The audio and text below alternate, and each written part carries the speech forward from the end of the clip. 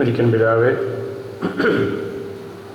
ബഹുമാനപ്പെട്ട ഞെള്ളക്കാട്ടച്ച, മറ്റ് എല്ലാ അച്ഛന്മാരെ, ബഹുമാനപ്പെട്ട ചന്ദ്രകുന്നരച്ച, പ്രിയങ്കരനായ വക്കൻ ചേട്ട, ഏറ്റവും പ്രിയപ്പെട്ട കാട്ടിലച്ച, നമ്മുടെ സദസ്സിൻ്റെയും വിദ്യാർത്ഥി സമൂഹത്തിൻ്റെയും പ്രതിനിധികളായിട്ട് സ്റ്റേജിലിരിക്കുന്ന പ്രിയപ്പെട്ട സഹോദരങ്ങളെ, പ്രിയപ്പെട്ട അച്ഛന്മാരെ, സഹോദരി സഹോദരന്മാരെ, കാരിത്താസിനെ കുറിച്ച് ഇനിയൊന്നും പറയേണ്ട ആവശ്യമില്ലാത്ത വിധത്തിൽ അത്ര ഹൃദ്യമായിട്ട് കാട്ടിലച്ചന് അതിൻ്റെ വിശദാംശങ്ങളെല്ലാം നമ്മളോട് പറഞ്ഞു കഴിഞ്ഞു.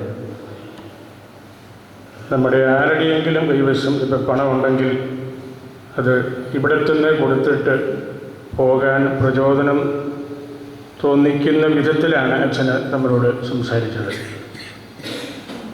അത് അച്ഛന് നടത്തുന്ന, അച്ഛൻ്റെ കാര്യസ്ഥയിൽ നടത്തുന്ന ഈ ഒരു വലിയ പ്രസ്ഥാനത്തിൻ്റെ ആവശ്യകത ഏറ്റവും നന്നായിട്ട് അറിയാവുന്നതും പഠിച്ചിട്ടുള്ളതും മനസ്സിലാക്കിയിട്ടുള്ളതുമായ ഒരു വ്യക്തി എന്ന നിലയിൽ കൂടിയാണ്. ഞാൻ 2-3 ചെറിയ സർക്കുലർ വഴിയായിട്ട് ബഹുമാനപ്പെട്ട അച്ഛനോട് പറഞ്ഞതുപോലെ കാരിത്താസിൻ്റെ പ്രധാനപ്പെട്ട ചിന്തകൾ നിങ്ങളുമായിട്ട് പങ്കുവച്ചിരുന്നു. ഞാനതൊന്നും ആവർത്തിക്കുന്നില്ല, നമുക്ക് സമയ പരിമിതിയുമുണ്ട്. നമ്മുടെ പലർക്കും ഇനിയും പല സ്ഥലങ്ങളിലും ഇന്ന് എത്തിപ്പെടേണ്ടതുമാണ്. എനിക്ക് ബഹുമാനപ്പെട്ട അച്ഛന്മാരോടും മറ്റ് സഹോദരങ്ങളോടും എല്ലാം പറയാനുള്ളത്, കാരിത്താസ് നമ്മളുടെ ജീവിതത്തിലെ ഒരു ഇലക്ട്രിഫയിങ് ഇഫക്റ്റ് പോലെ വരണം. നമ്മൾ ഒരിക്കലൊരു സംഭാവന കൊടുത്തു, അങ്ങനെ നിർത്തരുത്. 1,36,00,000 രൂപ നമുക്ക് കിട്ടിയെന്ന് അച്ഛൻ പറഞ്ഞു. അവസാനത്തെ ലക്ഷ്യം ബഹുമാനപ്പെട്ട ഫിലിപ്പച്ചൻ്റെ തന്നെയായിരുന്നു. അച്ഛനതിന് മുമ്പും അതിനോട് വലിയ താല്പര്യങ്ങൾ പലതരത്തിൽ കാണിച്ചിട്ടുണ്ട്. ഇപ്പം ഞാൻ പറഞ്ഞത്, നമ്മൾ ഏതെങ്കിലും വിധത്തിൽ നമ്മളുടെ ശുശ്രൂഷ വഴി നമുക്ക് സാമ്പത്തികമായിട്ട് ഇവിടെ ഇരിക്കുന്നവർ തന്നെ, നമ്മളെല്ലാം വലിയ തലസ്ഥാനത്ത് നിൽക്കുന്നവരെ പോലെ ശുശ്രൂഷ ചെയ്യുന്നവരാണ്. കത്തീഡ്രൽ വികാരി മുതൽ ഡിപ്പാർട്ട്മെൻറ്റിൻ്റെ ഹെഡ്സ്, അങ്ങനെയുള്ള എല്ലാവരുമാണ് ഇവിടെ ഇരിക്കുന്നത്. നമുക്കങ്ങനെയുള്ള മേഖലകളിൽ നിന്നൊക്കെ സാധിക്കുന്ന വിധത്തിൽ ഇനിയും നമ്മൾ ആ ഒരു തുറവി നമ്മൾ കാണിക്കണം. നമ്മളൊരിക്കൽ കൊടുത്തു, അങ്ങനെ തീർന്നു, അതല്ല. നമുക്കിനിയും സാധിക്കുന്ന വിധത്തിൽ നമ്മൾ വിച്ഛേദിക്കുന്നത്, നമ്മളുടെ അയൽപക്കത്തേക്കുള്ള ഒരു ഗോവണി, ഒരു ലാഡർ നമ്മൾ പണിയുകയാണ്. അച്ഛനോട് പറഞ്ഞതുപോലെ ഒരു പണം കൊടുത്ത് നമ്മൾ സഹായിക്കുന്നു എന്നതല്ല, അതിനൊക്കെ അപ്പുറത്ത് നിൽക്കുന്ന വലിയൊരു ബന്ധം നമ്മൾ സ്ഥാപിക്കുകയാണ്. നമ്മളുടെ സമൂഹത്തിലെ വ്യത്യസ്ത തലങ്ങളിലുള്ള വ്യത്യസ്ത മതവിഭാഗത്തിൽപ്പെട്ട ആളുകളെല്ലാമായിട്ടും നമുക്ക് നല്ല ഒരു ആത്മബന്ധം പുലർത്താനുള്ള അവസരമാണ്. നമ്മളൊരു ലാഡർ വെക്കുന്നത് കയറി ഇറങ്ങി പോകുന്നതിന് വേണ്ടിയാണ്.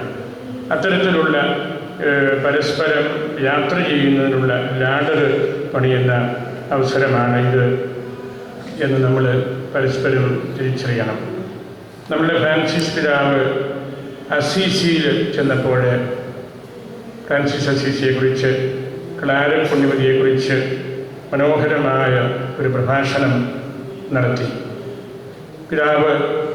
പരിശുദ്ധ പിതാവ് ചിലപ്പോൾ വളരെ പാസ്റ്ററലായിട്ട്, അല്ലെങ്കിൽ ഏത് സമൂഹത്തെ കാണുന്നു അവർക്ക് മനസ്സിലാകുന്ന രീതിയിൽ ഓഫ് ഹാൻഡായിട്ട് ഒക്കെ പറയുന്ന ഒരു സവിശേഷത നമ്മൾ കണ്ടിട്ടുണ്ട്.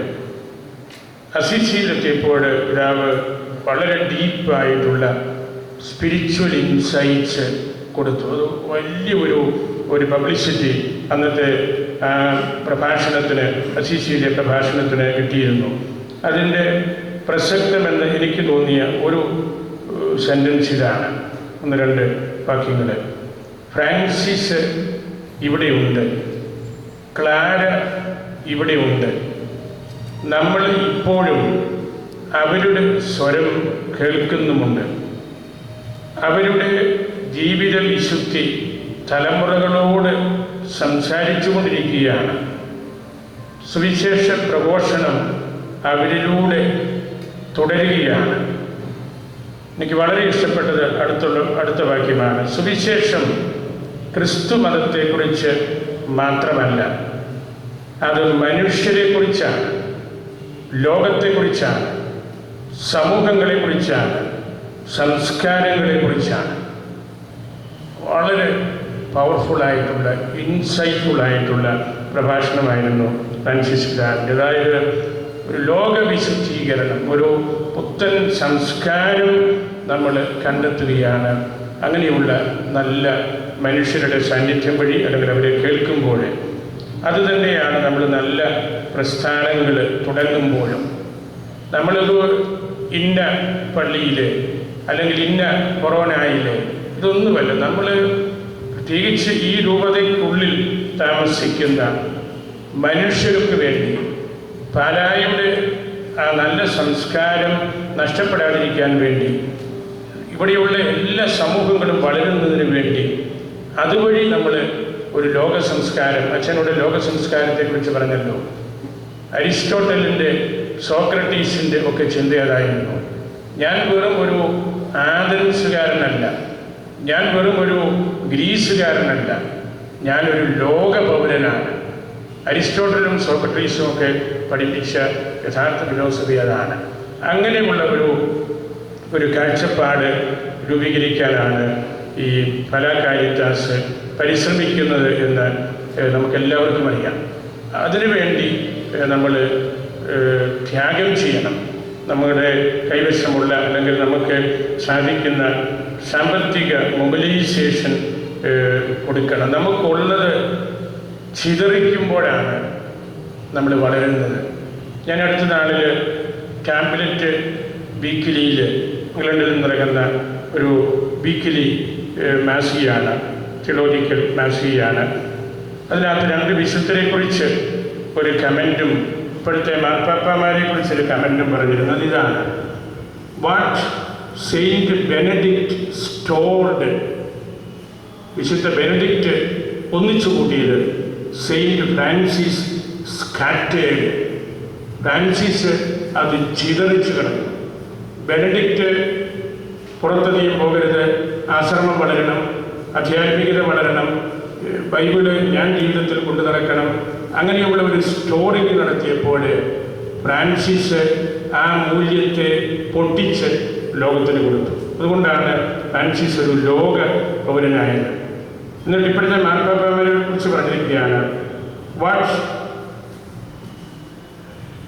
Pop Benedict wrote, Pope Francis scatters.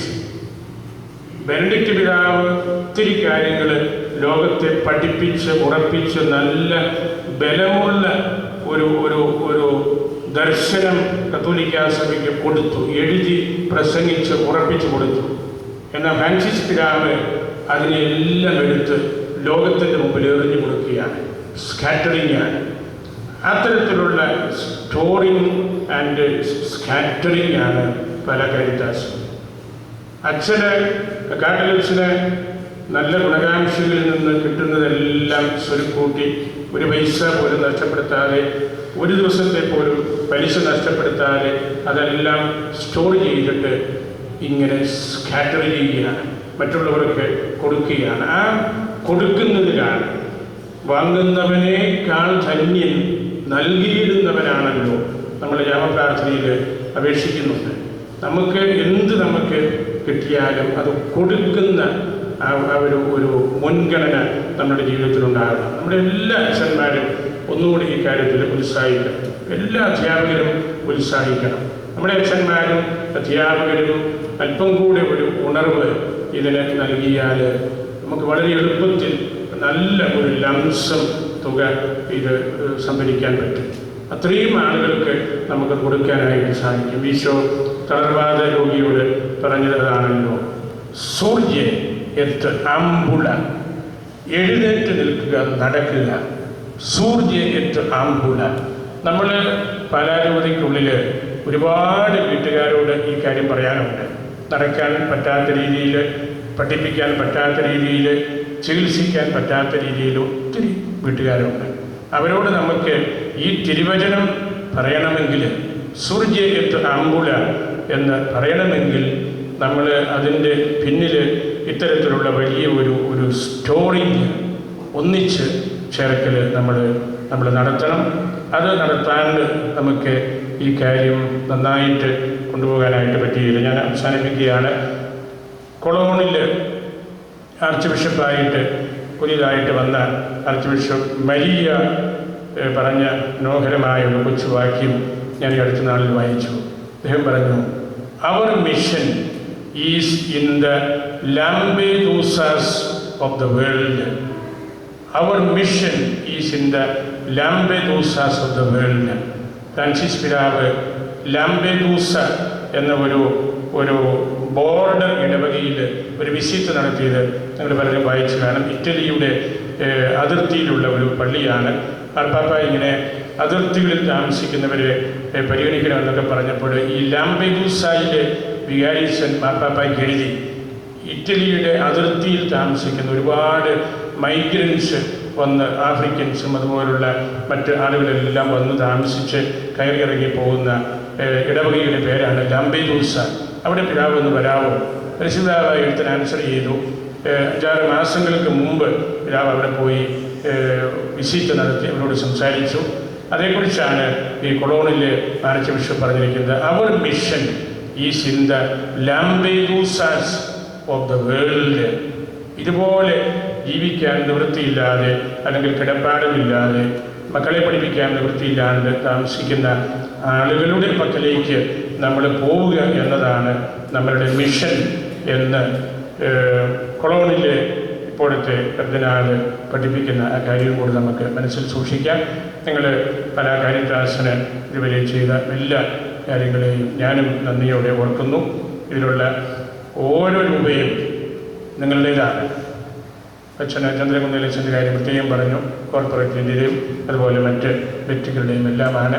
അതെല്ലാം നന്ദിയോടെ ഓർക്കുന്നു. വെക്കാട്ടിലച്ഛനെ പ്രത്യേകമായിട്ട് ഈ അവസരത്തിൽ ഓർക്കുന്നു. അച്ഛന് ആ കാര്യം നല്ലതുപോലെ പഠിച്ച് ധ്യാനിച്ച് അച്ഛൻ്റെ പ്രവർത്തനങ്ങളിലെല്ലാം ഈ ഒരു കാരിറ്റാസ് അച്ഛൻ കൂട്ടിച്ചേർക്കുന്നുണ്ട്. അച്ഛൻ അതിൻ്റെ വലിയൊരു പ്രഘോഷകനാണ്. സുവിശേഷ പ്രഘോഷണം തന്നെയാണ്. അച്ഛനെ പ്രത്യേകമായിട്ട് ഓർത്തുകൊണ്ടും നിങ്ങൾക്ക് എല്ലാവർക്കും നന്ദി പറഞ്ഞുകൊണ്ടും എൻ്റെ വാക്കുകൾ ഞാൻ ഉപസംഹരിക്കുന്നു.